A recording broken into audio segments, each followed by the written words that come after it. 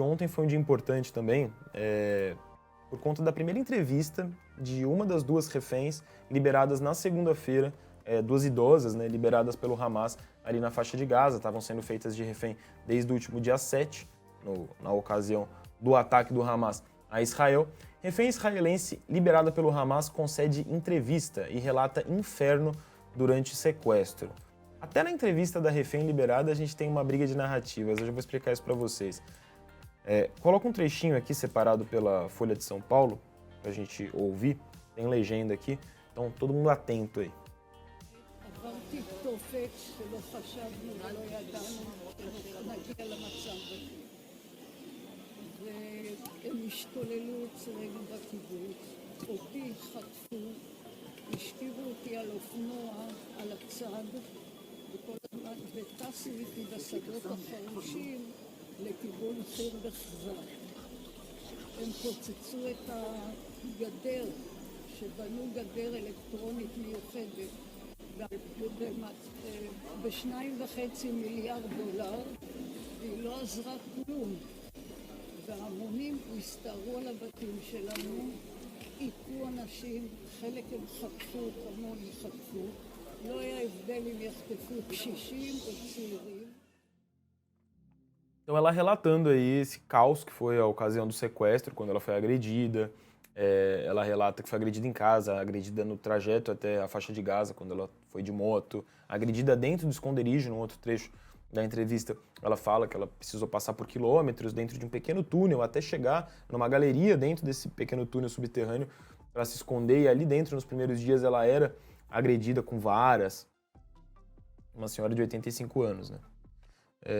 Só que em outro momento da entrevista, ela fala que depois, né, conforme foram passando os dias de cativeiro, ela e outros reféns passaram a ser melhor tratados pelo Hamas. Isso foi relatado por ela. E aí muita gente está usando isso para argumentar, pô, os reféns estão sendo bem tratados pelo Hamas. Porra, o que adianta ser bem tratado agora se o Hamas foi lá para Israel, matou um monte de civil israelense, os próprios reféns no primeiro momento foram maltratados.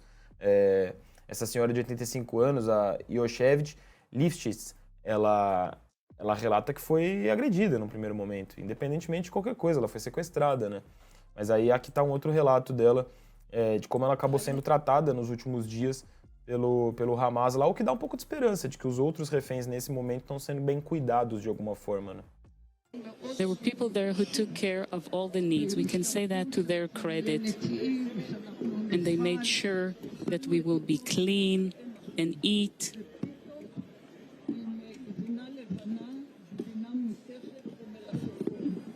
They gave us pita bread and hard cheese and some Ela comia low-fat pão, cream cheese, and pepino, a cucumber. That was our queijo. food for the entire day. My mom is talking about the conditions and my mom is. E aí há toda uma tradução ali para repetir basicamente o que ela já falou. Então, em algum momento, dá para dizer que os reféns até estão, talvez nesse momento, sendo bem cuidados. Não dá para generalizar, não dá para saber se são todos, né? Mas acho que dá um pouquinho de esperança aí para as famílias que estão na expectativa de que mais reféns sejam liberados. Não só ela, mas uma outra senhora também de mais de 80 anos foi liberada. Só que, por exemplo, os maridos, também idosos, também com mais de 80 anos, dessas duas senhoras, seguem feitos de refém ali na faixa de Gaza, né? Especialistas entendem, aí esse trechinho aqui até tem na reta final, salvo engano, aqui, ó, o vídeo do momento em que ela foi entregue, né? Ó, ela dá um cumprimento ali pro terrorista do Hamas, no momento em que ela é entregue para a Cruz Vermelha.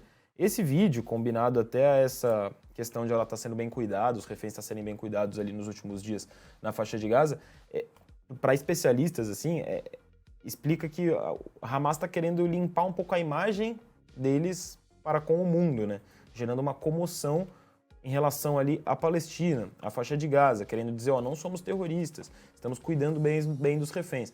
Mas a gente sabe que não foi isso que aconteceu ali na invasão de Israel do dia 7, nem nos primeiros dias de cativeiro ali, como a senhora acabou de contar na entrevista, né? É desumano, como tá falando o Boris aí no nosso chat, essa situação toda. Amanhã de hoje, dia 25 mesmo, quarta-feira, foi marcado em Tel Aviv, capital de Israel, por um protesto justamente por conta dos reféns que ainda seguem em cativeiro lá na faixa de Gaza, especificamente os reféns crianças e adolescentes. Cada um deles foi representado por um urso de pelúcia, num protesto numa praça em Tel Aviv, e aí esses ursos com os olhos vendados, manchados ali de vermelho, né, simulando sangue, e com as fotos das crianças e dos adolescentes que estão em posse do Hamas. Um protesto forte, né, simbólico, enfim, triste.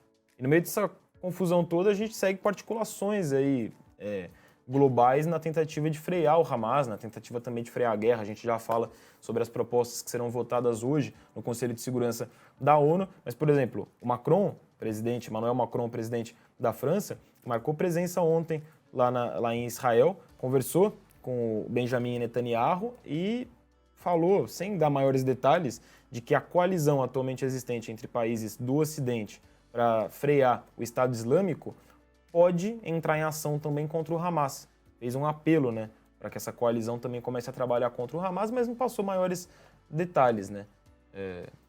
Enfim, sabe-se que é uma coalizão que já atua no Iraque e na Síria contra o Estado Islâmico.